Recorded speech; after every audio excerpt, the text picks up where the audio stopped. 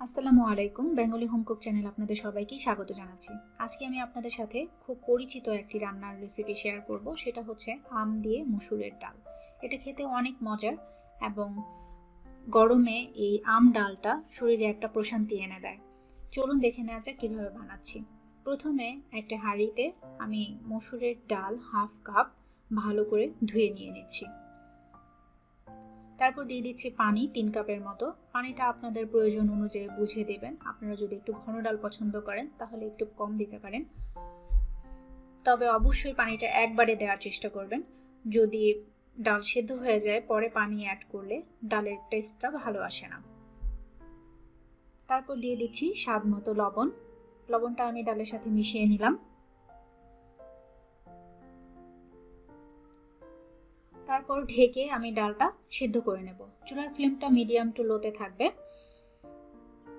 ডালটা ঢেকে সিদ্ধ করার সময় খেয়াল রাখবেন যেন উপচে পড়ে না যায়। এক্ষেত্রে একটা টেকনিক হচ্ছে, ডালটা প্রথমে ঢেকে দিলে যে প্রথম বলক আসে ফেনার মতো ওঠে, সেই ফেনাটা ফেলে দিলেই পরবর্তী সময় ঢেকে রান্না করলেও আর ডালটা উপচে পড়ে না। আমি ফেনাটা ফেলে দিয়েছি, বলক ওঠার পর ফেনাটা ফেলে দিয়েছি এবং এই পর্যায়ে আমি পেঁয়াজ মিডিয়াম সাইজের একটি কুচি করে দিচ্ছি এবং 2 কোয়া বড় রসুন কুচি করে দিয়ে দিচ্ছি। তারপর ঢেকে আমি 10 থেকে 12 মিনিটের মতো ডালটা সেদ্ধ করে নেব। ডাল সেদ্ধ হতে সময় এক এক ডালে এক এক রকম লাগে, ডালের সাইজ অনুযায়ী এটা ডিপেন্ড করতে পারে। আমার 10 থেকে 12 মিনিটের মতো লেগেছে। তারপর আমি হ্যান্ড উইক্স দিয়ে ভালো করে ডালটা ঘুটে নেব। একটু সময় নিয়ে ডালটা ঘুটে নিব। দেখতে পারবেন আপনারা ডালগুলো একদম মিশে গেছে পানির সাথে। আপনারা চাইলে আর একটু ঘন করে নিতে পারেন, আপনাদের প্রয়োজন অনুযায়ী আপনারা ঘন করে নেবেন। এই পর্যায়ে আপনারা আমটা দিতে পারেন, কিন্তু এখন আম দিলে আমটা গলে যাবে। আমি সোমবারের জন্য রেডি করে নিচ্ছি। প্রথমে তেল দিয়ে নিচ্ছি। তেল দেওয়ার পর তেজপাতা এবং শুকনো মরিচ দিয়ে ফোড়ন দিয়ে নিব।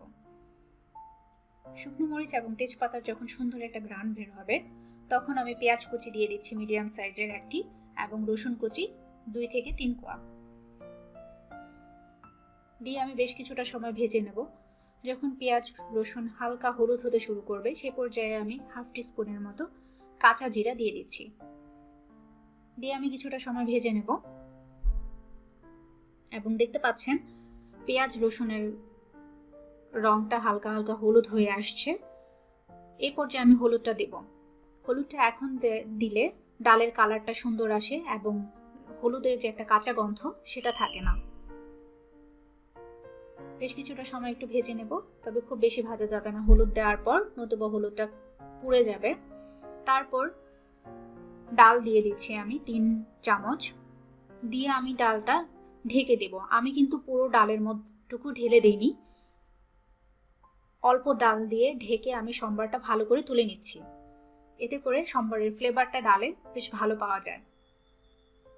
2 মিনিটের মতো ঢাকনা দিয়ে ঢেকে সম্বারটা তুলে নেব। এরপর যে অবশিষ্ট ডাল ছিল সেই ডালেই সম্বারের ডালটুকু ঢেলে দেব। এই পর্যায়ে আমি আমটা অ্যাড করব। আমগুলো আমার কচি, আটি এখনো হয়নি, এজন্য আমি একটু পরে অ্যাড করছি। এখন আমটা দিয়ে তারপর ঢেকে একটা বলক তুলে নেব। দেখতে পাচ্ছেন বলক চলে এসেছে। আমি ডালটা বলক তুলে চুলাটা অফ করে দেব। চুলাটা অফ করে দেওয়ার পর দেখুন আমার আমগুলো কিন্তু এই অল্প সময়ে সিদ্ধ হয়ে গেছে। যদি আরো আগে দেওয়া হতো তাহলে একদম গলে যেত এবং আমের কোনো নামগন্ধও পাওয়া যেত না। এজন্য আপনারা অবশ্যই আমটা একটু পরে দেওয়ার চেষ্টা করবেন, তাহলে আমের ফ্লেভারটাও ভালো আসে এবং টক টক একটা স্বাদও পাওয়া যায়। আর যদি কারো বেশি আম টক খাওয়ার ইচ্ছে থাকে তাহলে আমটা গলিয়ে নিতে পারেন। হয়ে গেল আমার আম ডাল। আশা করি আপনারা বাসায় ট্রাই করে দেখবেন এবং জানাবেন কেমন লেগেছে। আর যদি ভালো লেগে থাকে আমার চ্যানেলটি সাবস্ক্রাইব করে পাশে থাকবেন। আবার দেখা হবে নতুন কোনো রান্না নিয়ে। আল্লাহ হাফেজ।